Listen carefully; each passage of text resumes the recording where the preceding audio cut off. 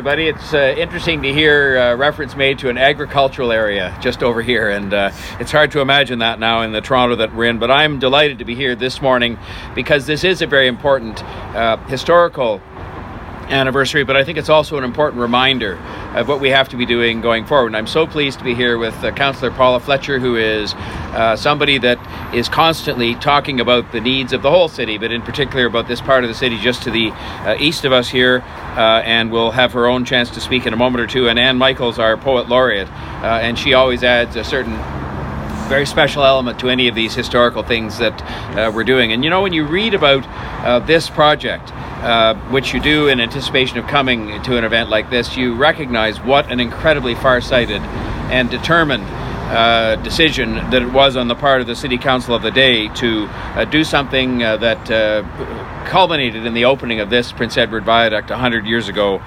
this year.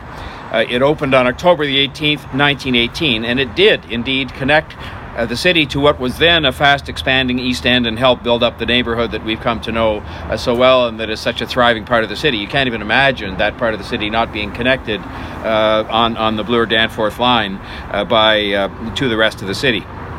It was a big, bold idea that was way ahead of its time. Built with a rail deck, as it was mentioned, underneath the roadway. It was ready for a subway line that wouldn't come for 50 years after that in 1966. But when it did, thanks to the fact that there had been the persistence and the foresight and the courage, because I think a number of times it was taken forward and actually turned down, the whole project, including the deck. The viaduct itself and the deck underneath ended up, of course, saving a lot of construction time when the subway was built, and untold amounts of money that would have had to been spent in order to either put a deck there or do something else to get that subway line to run right across to the east part of the city. So imagine the fact that it was a team of people that really did all the work on this. Imagine thinking that far ahead and being able to see the city that we were several decades later. It wasn't without controversy, as I was suggesting. There were those who thought the project was too ambitious. There were others who said it was too costly, and even dubbed it a bridge to nowhere. This was what some of the people said who were opposed to it at the time. But thankfully, the naysayers of the day did not win out.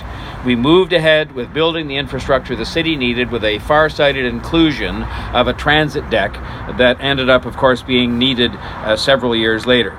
And it's hard to imagine that someone would see this bridge now as something like that, as some kind of a bridge to nowhere, when you see the cars and the bikes crossing it, even as we're standing here today. The trains, of course, you see crossing it when you're below the bridge. And it's just hard to imagine anybody arguing that it shouldn't have been built, or that it was a bridge to nowhere, or that, as they always say with these far-sighted projects, they're too costly, too big, too bold, take too much time, and all this kind of thing. This bridge is a monument to all those who understood the importance of building now, but also at the same time building for the future. It's a monument to all of those who saw the importance of building a bigger city, of making the long-term investments which impose a burden today for a benefit that is received tomorrow.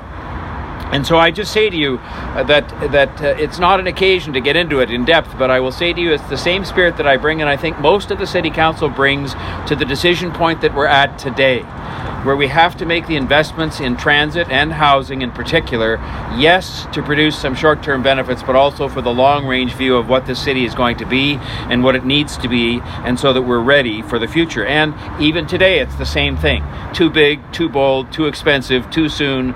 There's a whole bunch of things that people will say. And I can just tell you that I think what we have to do is have the resolve that they had back in the early 1900s to build this bridge, and the same thing we have to do today with regard to taking the long-term view, making the long-term decisions, and making the long-term investments, which often seem big at the time, but later on pale in comparison to the benefits that have been received. And so we will be, I hope, in the 21st century as relentless and forward-thinking and determined as the team that built this viaduct a century ago. And I stand here today and pay tribute to them, but also to the people who actually built the bridge.